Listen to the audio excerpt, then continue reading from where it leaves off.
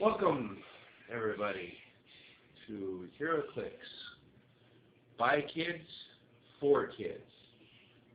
Today we're going to talk about learning how to play Heroclix. That's right.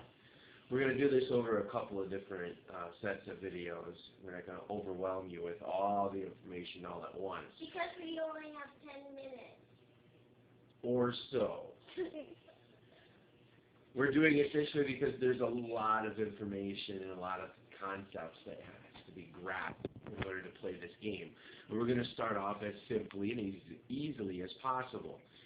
While the game is not intended for children who are not teenagers, we can teach our young children how to play the game so long as they pay attention and focus and understand everything that's being explained to them. So what we're going to do is we're going to talk about all the different types of clicks and the basic standard information that you can find on every single click. So, as you can see in front of you, they come in various different sizes. Small, large, medium? Yeah, you can say medium. They are typically superhero clicks, as the common term is called for them. And villains. And you have your DC universe with Superman, Batman, and Wonder Woman representing DC. And then you have your Marvel side of things with Captain America, Hulk, Thor, and Iron Man representing things. So in the middle there is Apocalypse. He's what we call a colossal figure. As you can see, the bottom of him is twice as large as the other figures, and he stands 2 to 3 times taller than the other figures, and hence the term colossal. 4. Yeah, he's a 2x2 figure. So what we're going to do is we're going to talk about all the different stuff that you can find on the dials. If you'll look, here is Batman, and as you can see on Batman, there's a lot of information on it. You should see there's a white plus, a star, a boot, a fist, a shield, the number 6 with the lightning bolts, and what appears to be an explosion with a small orange AE. That's all the combat information on the dial. On the back, you see a little white tab with the Batman symbol. That's denoting what set it's from. On the other side, you see the little Batman icon, like the Batman spotlight that shines up in the sky at night, calling Batman to duty. That's his team ability.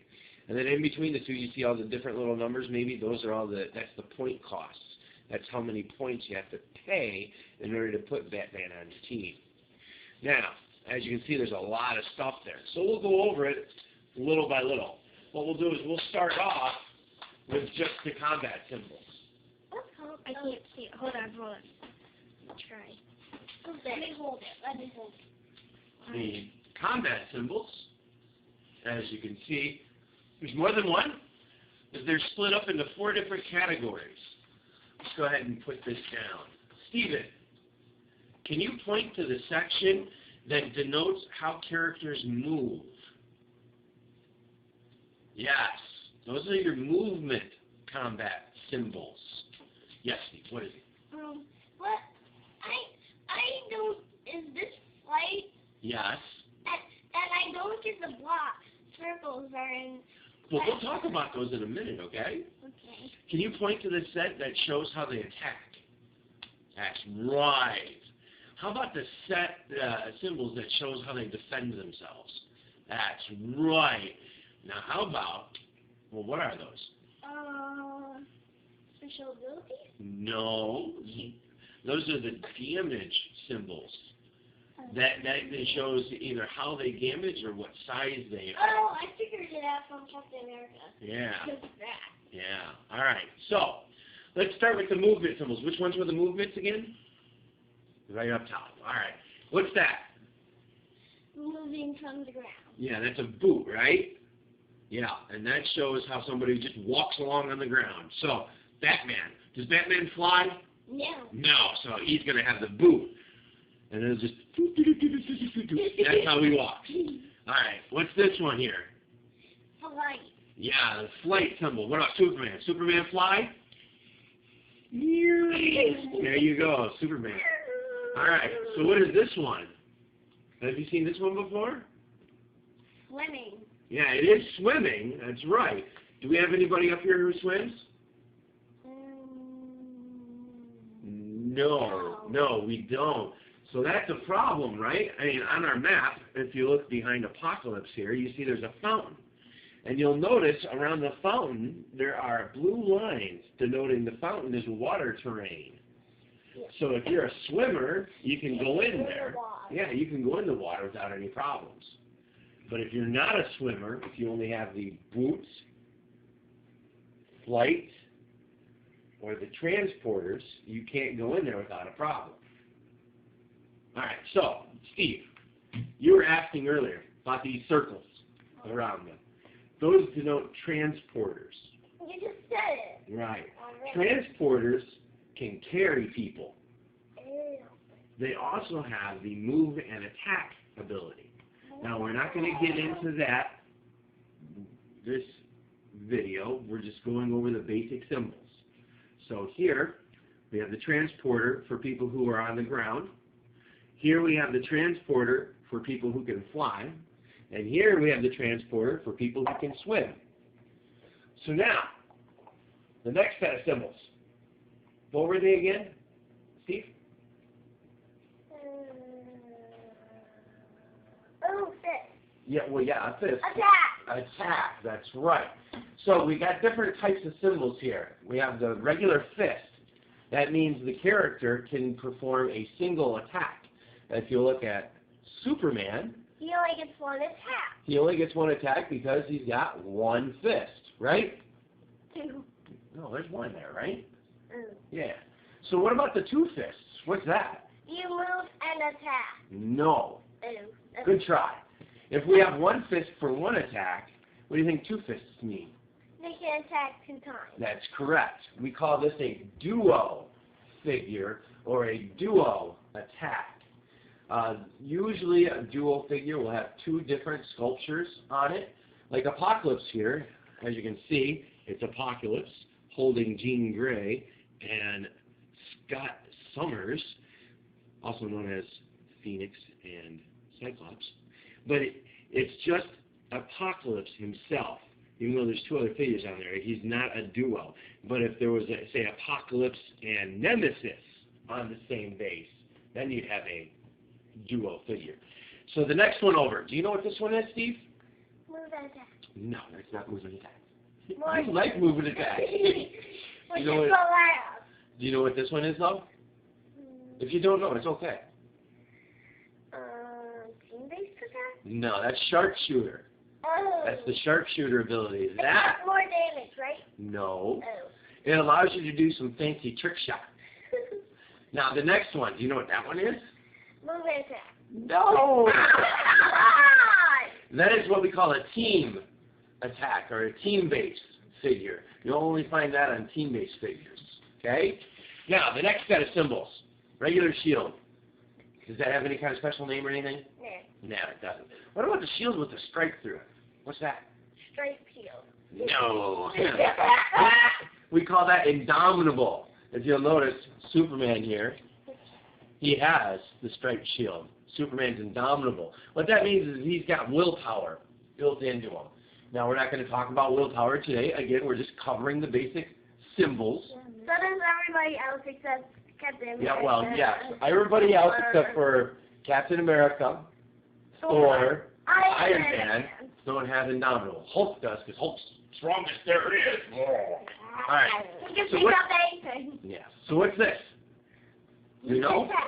No, it's not moving its back. That looks like, what does that look like? Super defense. No. What does that look like? What does it look like? What is the picture of? It's a ball with lines. Kind of. It's a steering wheel, right? Doesn't that look like the steering wheel of the car? It's upside down again. Well, yeah, it's upside down. Yes. So what that means is the figure that has this symbol is a vehicle of some kind, whether it be a car, a bike, or a car, right? So now, next set of symbols. What were these symbols called again? Damage. That's right. Do you know what this one means? Well, I know the second one, but I don't know that one. Okay, well this one is tiny. Do we have anybody out here who's tiny? No. No, we don't. That just means tiny size. Tiny is the smallest size character. So people like the Wasp. Or Ant-Man. Or Ant-Man, that's right. What about this one? What about this symbol? Do you know what that one is? It's just regular. Just regular, that's right. We call it the Starburst symbol, or regular. That's right. That's a normal-sized person. Hey, I got one name. Right. So what about the next one? Do you know what the next one is? Strong. No. Shoot, that's the last one, isn't it? No. Oh, come on! All right, this one is giant size. This is for people who are. This is for people who are tall. No, not that one. This is for ones that are people are tall, like Giant Man or Hulk in the movie. Do you remember the movie and how big Hulk was compared to everybody else? Yeah. That's, well, no, Thing isn't giant size. Yeah, but giants, they do have some special abilities on them. Now the next one. Do you know what that one is?